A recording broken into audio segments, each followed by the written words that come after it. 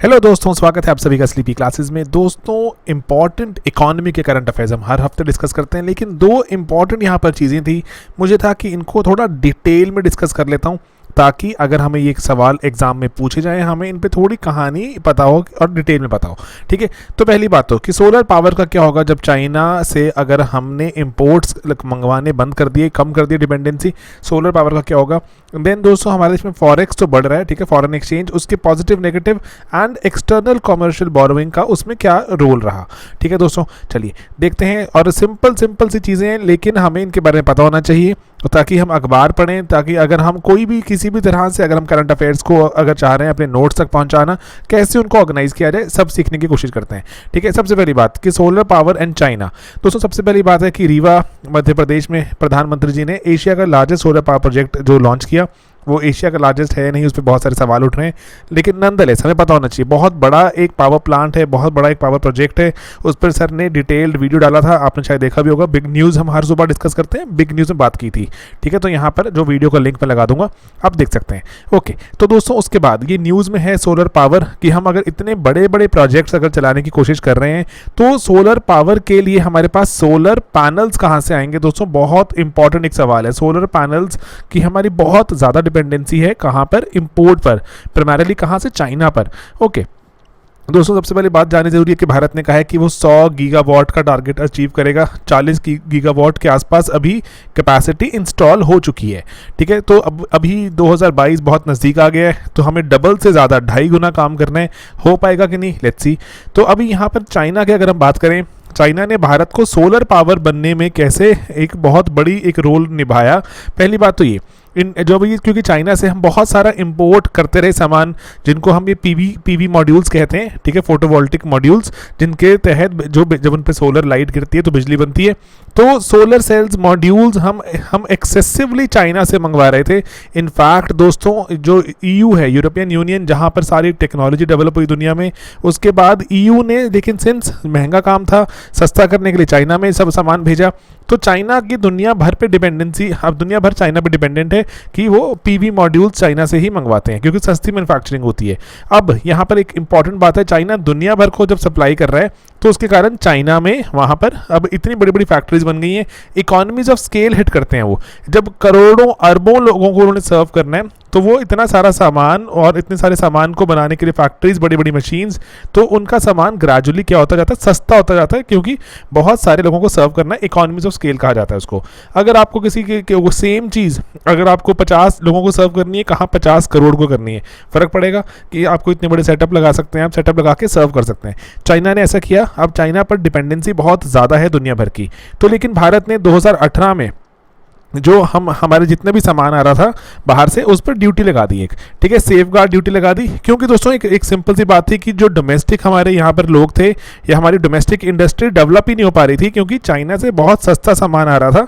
सस्ता सामान आता रहेगा तो डोमेस्टिक से कोई क्यों खरीदेगा, है ना, सिंपल सी बात है।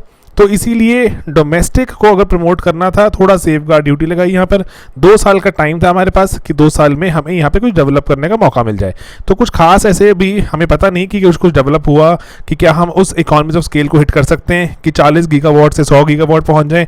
तो अभी देखें, उसके पहले जब 2018 में हमने जब यहाँ पे ड्यूटी लगाई चाइना से आने वाले फोटोवोल्टिक मॉड्यूल्स पर, तो चाइना 75%, भारत का दोस्तों 3/4 जो भारत के जो सेल एंड पैनल का इंपोर्ट था, चाइना अकेले चाइना से हो रहा था। अभी डाइवर्सिफाई हो गया, सिंगापुर, थाईलैंड, वियतनाम एक्सेट्रा जगहों से आता है, लेकिन चाइना पर अभी भी डिपेंडेंसी है। सेफ गार्ड ड्यूटी ने इसीलिए हमारे क्या किया, सेफ गार्ड ड्यूटी से क्या हुआ, चीज़ें महंगी हो गई चाइना से आने वाली, उससे हमारी कैपेसिटी एडिशन भी स्लो हो गई। दोस्तों, कैपेसिटी एडिशन स्लो हो गई मतलब जो हम सोलर पैनल्स लगा रहे थे, बहुत ज़्यादा धड़ल्ले से रुक गया वो प्रोसेस, क्योंकि अब सोलर मॉड्यूल्स महंगे होने शुरू हो गए। जितना तेज़ी से स्पीड चल रही थी उतनी नहीं अब मेंटेन कर पाए। ठीक है, अब दोस्तों मेड इन इंडिया, जो हम मेड इन इंडिया की बात कर रहे हैं, तो इंडिया की कॉस्ट दोस्तों हाई है, बहुत ज़्यादा हाई है। बाकी कंपैरिजन करें, किसी किसी जगह तो 40% तक भी चीज़ें हाई हैं। कोई किसी एंड में प्रोडक्ट में कहा गया कि प्राइसेस डबल भी हैं। ओके, अब स्टडीज़ बताती हैं कि भारत के कम से कम 33%, मतलब 1/3 तो कम से कम महंगा है चाइनीज से।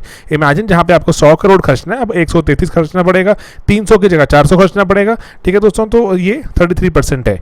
एंड देन जो कॉस्ट है रॉ मटेरियल की हमारे यहाँ पर, वो भी एक मेजर चीज़ है। है जो कि एक मेजर कंपोनेंट रहता है किसी भी तरह की कॉस्ट डिफरेंस में, वहाँ पर हमारे यहाँ पे रॉ मटेरियल भी हमें जो चाहिए पीवी मॉड्यूल्स बनाने में वो भी महंगा है। एंड इकोनॉमीज ऑफ स्केल बहुत बुरी तरह मिसिंग है। हम दुनिया भर के लिए सामान नहीं बना रहे, चाइना दुनिया भर के लिए सामान बना रहा था तो इससे सस्ते में सामान बनता जाता है। इंडिया में इकोनॉमीज ऑफ स्केल अभी नहीं है। एंड अगर हम देखें अभी हमारे देश में सारी की सारी फैक्ट्रीज को इकट्ठा कर लें तो स्टडी हमें बताती है कि भारत में मैन्युफैक्चरिंग करने की ही कैपेसिटी अभी 9 गीगावाट की है, कि 9 गीगावाट तक का हम सोलर मॉड्यूल पैनल्स बना सकते हैं। ठीक है, एंड जो अगर सेल की कैपेसिटी देखें, सेल की कैपेसिटी तो सिर्फ 3 गीगावाट्स की है। ठीक है, तो मॉड्यूल की 9 gigawatts and cell capacity 3 gigawatts. तो हम चाहें भी तो आने वाले 2 सालों में अगर हम पूरी की पूरी मैन्युफैक्चरिंग यूनिट्स लगा जब अब बिल्कुल फुल स्पीड पर चलाएं तब भी हम जो 60 गीगावाट्स ऐड नहीं कर सकते। क्या इसका मतलब है? क्या हमें अब चाइना से या फिर बाहर से चीज़ों से मंगवाना पड़ेगा सामान? ओपन क्वेश्चन है। सरकार अभी इवन की पावर मिनिस्टर से भी पूछा गया है, उन्होंने भी कहा कि अभी हम सडनली चाइना से सामान नहीं रोक सकते, हमारा सोलर पावर वाला प्रोजेक्ट रुक जाएगा, हमारे टारगेट्स अचीव नहीं होंगे। जो हमें भारत को डिपेंडेंसी अगर ऑयल पे खत्म करनी है तो हमें सोलर की तरफ जाना होगा। तो अकॉर्डिंगली हमें कॉल्स थोड़ा सोच समझ के लेनी है, भावुक इमोशनल होके नहीं, हमें अपने लॉन्ग टर्म इंटरेस्ट को दिमाग में रख के लेना है। At the same time India में भी ये सब डेवलप हो, इस पर भी काम करना होगा। ठीक है दोस्तों, तो इसलिए लेकिन अभी मेजर हर्डल क्या है हमारे यहाँ पे कि सोलर सेक्टर मैन्युफैक्चरिंग भारत में क्यों नहीं हो पाती दोस्तों? सबसे बड़ी बात दोस्तों, हम ये सोलर पैनल लगा क्यों रहे हैं? ताकि हमारे देश को अनइंटरप्टेड बिजली मिले। ठीक है, बिजली में कोई बाधा ना आए, बिजली सस्ती बने, बिजली में पॉल्यूशन ना हो, है ना, बहुत सारी चीज़ें ऐसे चाहते हैं हम। लेकिन पीवी मॉड्यूल अगर आपको बनाने हैं, पीवी मॉड्यूल बनाने के लिए आपको रिलायबल सप्लाई ऑफ इलेक्ट्रिसिटी चाहिए, आपको अनइंटरप्टेड इलेक्ट्रिसिटी चाहिए बिना उसके कि कभी आगे कभी चली गई। तो हमारे देश में अभी तक वो नहीं हो पाता, इस कारण से पीवी मॉड्यूल की बहुत सी फैक्ट्रीज नहीं है यहाँ पर, तो अपना पूरा सेटअप लगाना पड़ता है। वो सेटअप से कॉस्ट और इंक्रीज हो जाती है दोस्तों। ईयू भी चाह रहा है चाइना पे अब थोड़ी सी जो डिपेंडेंसी को कम करना, तो ईयू ने भी कहा है कि अब वो जो रैपिडली अपने आप को मैन्युफैक्चरर बनाएगा एंड दुनिया भर में जो सोलर पैनल्स का सप्लाई करेगा। तो उसके कारण क्या होगा, अब इंडिया अगर चाहे भी तो इकोनॉमीज ऑफ स्केल हिट करना कि हम चलो कोई बात नहीं, अपने डोमेस्टिक के लिए तो बना ही रहे हैं, हम बाहर वालों के लिए भी बनाते हैं, तो अब भारत एक्सपोर्ट करने की सोचे। तो अब ईयू भी आ रहा है मैदान में, तो मैदान में ईयू आ जाएगा तो इंडिया की यहाँ पर टक्कर ईयू के साथ भी है। ठीक है दोस्तों, तो अभी हम देखें अगर टोटल, तो हमारी इंस्टॉल्ड कैपेसिटी, अगर टोटल कैपेसिटी में देखें हमारे देश में कितनी जो बिजली बनाने की क्षमता है, उसमें से 9.8 के आसपास सोलर कर सकता है, लेकिन अभी 3.5% ही कर रहा है कंट्रीब्यूट इलेक्ट्रिसिटी जनरेशन में। तो इसीलिए बता रहे हैं कि अभी बहुत सारा स्कोप बाकी है। तो अगर हमने जो solar panel, solar cells, solar modules को अगर हमने बीच में रोक दिया, अगर उनका सप्लाई, तो हमारा पूरा प्रोजेक्ट जो हमने सोचा हुआ जो दिमाग में जो 175 गीगावाट्स हमने रिन्यूएबल से निकालने, 100 गीगावाट के आसपास जो हमने सोलर से भी सोचा हुआ कभी करेंगे लॉन्ग टर्म में, वो सब रुक जाएगा, स्लो डाउन हो जाएगा। ठीक है, तो क्या कर सकते हैं दोस्तों, चाइना से सीख सकते हैं कि पूरा एक राइट डिमांड एंड सप्लाई का इकोसिस्टम बनाया जाए, जहां पर डिमांड भी है एंड साथ साथ सप्लाई भी है। सरकार को साथ देना पड़ेगा, SEZs को दोबारा ला सकते हैं, यहाँ पर एक्टिव कर सकते हैं। एट द सेम टाइम जो PM कुसुम स्कीम चल रही है, हमारे चैनल पर कवर्ड है PM कुसुम स्कीम क्या होती है। आप PM कुसुम स्लीपी क्लासेस सर्च करेंगे, आपको पूरा का पूरा डिटेल लेक्चर मिल जाएगा। ठीक है दोस्तों, मैं यहाँ पर भी लगाने की कोशिश करता हूँ इसको। ऑलराइट, तो ये 2 चीज़ें हैं हमें जो PM कुसुम से डिमांड एंड सप्लाई दोनों का ही जो एक मिक्सचर, एक राइट बैलेंस हम अप्रोच कर सकते हैं। तो एक दैट्स अ मेजर थिंग जो हमें फेस कर रही है कि हम नेशनलिज्म के साथ चलें या फिर हम अपने देश को आत्मनिर्भर बनाने के लिए हम सच में अपने आप को सोलर पूरा एकदम इक्विप्ड करें। तो ये मुश्किल कॉल है। अगर आप गवर्नमेंट में हो तो आप क्या करें, तो प्लीज़ कमेंट में भी बताना कि क्या कर सकती है सरकार। ऑलराइट, चलिए दोस्तों, अब हमारा देश में फॉरेन एक्सचेंज बढ़ता ही जा रहा है एंड एक्सटर्नल कॉमर्शियल बोरोइंग्स का उसमें बहुत बड़ा एक हाथ है। तो देखते हैं क्या मतलब है इसका। पहली बात है, मैंने आपको पहले भी बताया था कि $500 बिलियन के पार हो चुका है हमारा फॉरेन एक्सचेंज रिजर्व, और ये काफ़ी अच्छा हमें ब्राइट स्पॉट नजर आता है। अदरवाइज बहुत ही ग्लूमी इकोनॉमी है, इकोनॉमी में कोई मूवमेंट नहीं है, नेगेटिव नेगेटिव नेगेटिव। तो लेकिन ये फॉरेक्स बढ़ रहा है, अच्छी बात है। ओके, इंपॉर्टेंट इसीलिए है दोस्तों, सबसे बड़ी बात इंपॉर्टेंट इसीलिए क्योंकि जो रिजर्व्स हैं, अगर हमारे पास रिजर्व खजाने पड़े होते हैं डॉलर्स एटसेट्रा के, तो हमारे जो जब वक्त मुश्किल हो जाता है तो हमारे पास अगर हालत और ख़राब होती है तो हमारे पास बाहर का कोई सामान अगर हमें मंगवाना है तो हम मंगवा सकते हैं। कोई पेट्रोल डीजल कुछ भी है ना, जैसे हमें चीज़ें मंगवानी है, हम कच्चा तेल मंगवाते हैं बाहर से, कोई हमें और चीज़ इंपोर्ट करनी है, दवाइयाँ इंपोर्ट, कुछ भी करना हम कर सकते हैं अगर हमारे पास रिजर्व्स पड़े होंगे। तो रिजर्व बिल्ड होना क्राइसिस के वक्त बहुत ही अच्छी चीज़ है। ओके, तो ये रिजर्व में आ क्यों रहे? बहुत सारी चीज़ें हैं दोस्तों कि जैसे अभी आपने शायद देखा होगा ट्रेड सरप्लस, तो एक तो भारत ने पहली बार ट्रेड सरप्लस किया है बहुत सालों में। देन एक्सटर्नल कमर्शियल बोरोइंग्स, जो हमारी कंपनीज हैं वो बाहर से, हमारी कमर्शियल मतलब हमारी जो कंपनीज कॉमर्स करती हैं, मतलब जो बिजनेस करती हैं, जो हमारी बिजनेसेस हैं बाहर से बोरो कर रहे हैं अभी बहुत ज़्यादा। एंड जो हमने देश ने जो डॉलर रुपीज एक स्वैप एग्रीमेंट भी चलाया हुआ है जो कंट्रीज के साथ, उसमें भी काफ़ी सारे हमने डॉलर्स को हमने अपने देश में लिया एंड रुपी उसकी जगह स्वैप कर दिए थे, ठीक है। तो ये डॉलर वहाँ बढ़े, देन ईसीबीज के कारण बढ़े, अभी ट्रेड सरप्लस भी आ गया, थोड़ा सा वहाँ पे भी डॉलर बढ़ गए क्योंकि हमने एक्सपोर्ट जो ज़्यादा किया, इंपोर्ट कम किया। ओके दोस्तों, अब ईसीबी ज़्यादा क्यों हो रही हैं, एक्सटर्नल कमर्शियल बोरोइंग ज़्यादा क्यों हो रही हैं? सिंपल सी बात है दोस्तों, दुनिया भर के जो सेंट्रल बैंक्स हैं, जैसे हमारे देश में आरबीआई होता है, दुनिया भर के जो सेंट्रल बैंक्स हैं, जैसे यूएस में फेडरल रिजर्व कहते हैं, फेडरल रिजर्व ने बहुत सारा पैसा डालना शुरू किया हुआ बैंक्स में। बैंक्स के थ्रू वो चाहते हैं आगे जो लोगों को जो प्रोवाइड करना कि सस्ते दामों पर लोगों को लोन दो, 0% पे इंटरेस्ट मिल रहे हैं अमेरिका में एटसेट्रा, कि आप बिजनेस चलाइए, आप उधार लीजिए ताकि इकोनॉमी में पैसा जाएगा, कुछ नया कुछ सामान खरीदेंगे, आप कोई नया प्लांट लगाएंगे, कुछ भी करेंगे। तो इसीलिए जो सेंट्रल बैंक है उसने बैंक्स को कहा है कि आप सस्ते से सस्ता उधार दो ताकि जो इकोनॉमी वापस चल पड़े और वापस अपने पैरों पर खड़े हो जाए। तो उसका फ़ायदा कौन उठा रहे हैं? उसका जो लो इंटरेस्ट रेट्स हैं इनका फ़ायदा कौन उठा रहे हैं? इंडियन कंपनीज वहाँ पर 0% के आसपास जो उधार मिल रहा है उस पर, उस इंटरेस्ट रेट पर उधार जो बोरोइंग करते जा रहे हैं एंड फंड्स ओवरसीज उठाते जा रहे हैं क्योंकि बहुत सस्ता पड़ता है, चीपर कॉस्ट। तो इस कारण ईसीबी बढ़ रहा है, अब वो वहाँ से डॉलर में लेकर आते हैं, आरबीआई के पास जमा कराते हैं, आरबीआई से रुपी, क्योंकि रुपी में ही अपने देश में काम चलेगा, रुपी ले जाते हैं, ठीक है, बात समझ रहे हैं आप? तो ईसीबी कैसे कर रहे हैं? एक्सटर्नल कमर्शियल बोरोइंग से हमारे फॉरेक्स बढ़ रहे हैं, विच इज गुड थिंग, ठीक है, अच्छी बात है, डॉलर्स कम ला रहे हैं वहाँ से और यहाँ रुपी कन्वर्ट कराते रहे, जो सस्ता उधार रहेगा। लेकिन दोस्तों अब ट्रबल क्या है, इसमें दिक्कत भी है।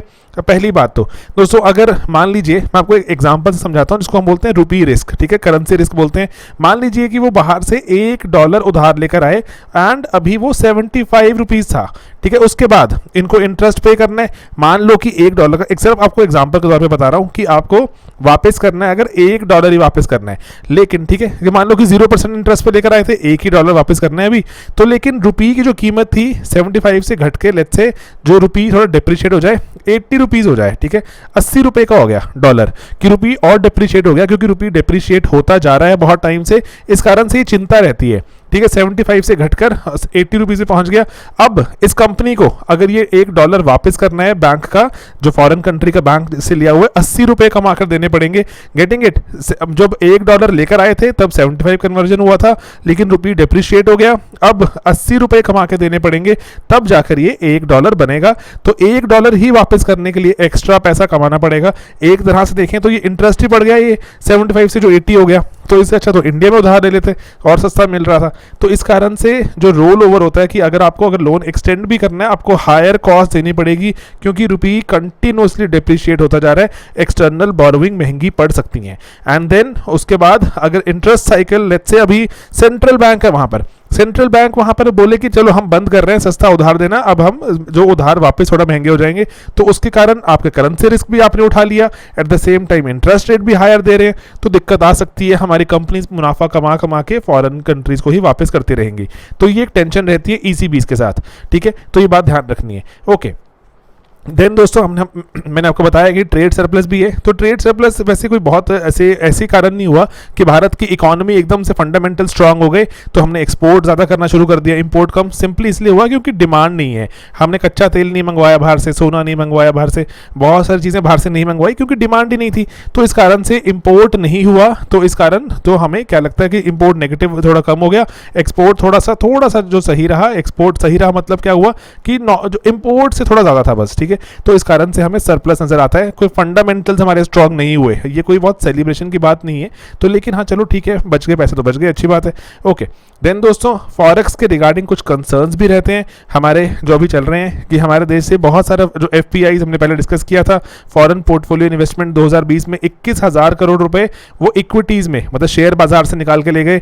जो डेट है ना, डेट मतलब उधार की मार्केट भी रहती है डेट मार्केट, उससे 1 लाख करोड़ के आसपास विड्रॉ की है, तो बहुत सारा पैसा विड्रॉ भी हुआ हुआ है, लेकिन उसके बावजूद अगर हमारे बाकी जगह से देखें तो पैसा आ भी रहा है। जैसे ईसीबी हम उधार लेकर आ रहे हैं डॉलर्स, एंड देन हमने जो ट्रेड सरप्लस किया हमने डॉलर स्वैप किए, तो ये कुछ चीज़ें हमने अपने डॉलर्स बढ़ाए भी। At the same time direct investment भी शायद अभी जो 2021 में कोई खास नहीं आएंगी, क्योंकि माहौल आपको पता ही है ना, पेंडेमिक का माहौल है, तो इसलिए कंपनी चलाना मुश्किल हो गया।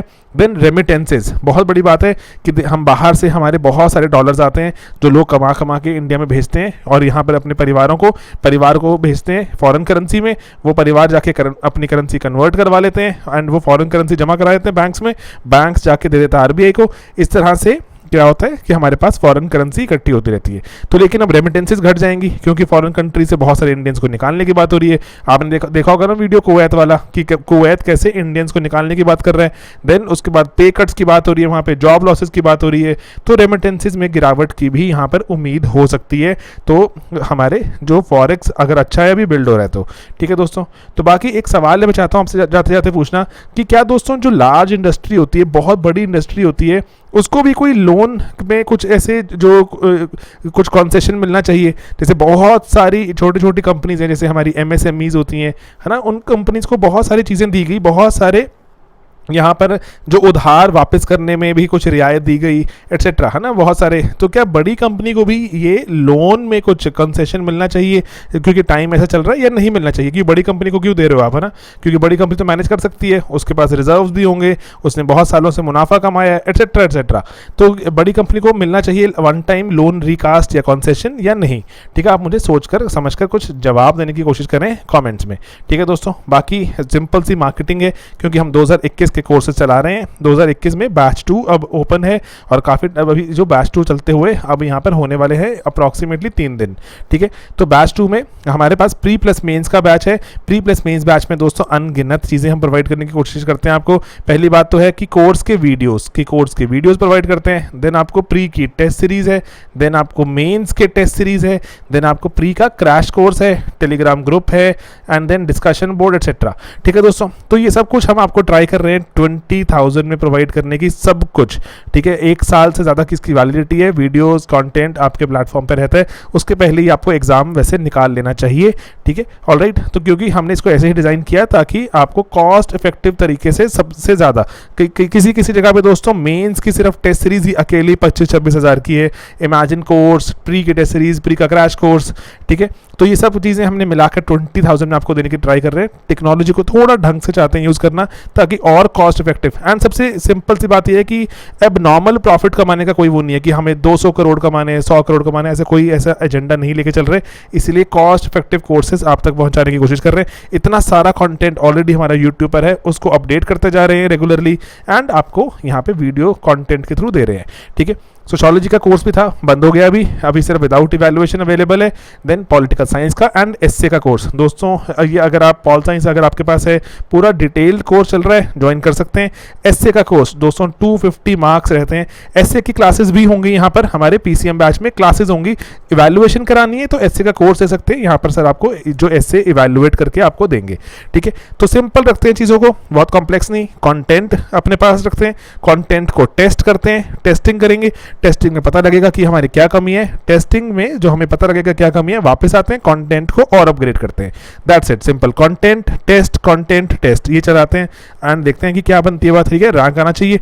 ऑलराइट, बस तो यही एक हमारी वेबसाइट है sleepyclasses.com पे टारगेट 2021 में जाइए, जहां पर जाकर आप कोर्सेज में एनरोल कर सकते हैं। ऑलराइट, sleepyclasses.com पर टारगेट 2021 है। एंड हम सारे जो ये पीडीएफ्स एटसेट्रा शेयर करते हैं, हमारे टेलीग्राम ग्रुप पे भी शेयर करते हैं और हमारी वेबसाइट पे भी शेयर करते हैं। कोई डाउट दिक्कत है आपको तो ऑफिस आवर्स में आप इस फोन पर भी कॉल कर सकते हैं। ठीक है दोस्तों, तो ये 2 इंपॉर्टेंट चीज़ें थी, मुझे था कि इनको ऊपर से डिस्कस ना करके थोड़ा डिटेल में डिस्कस कर ले ताकि बच्चों को भी कुछ सोचने पर भी यहाँ पर हम कुछ सामान दें।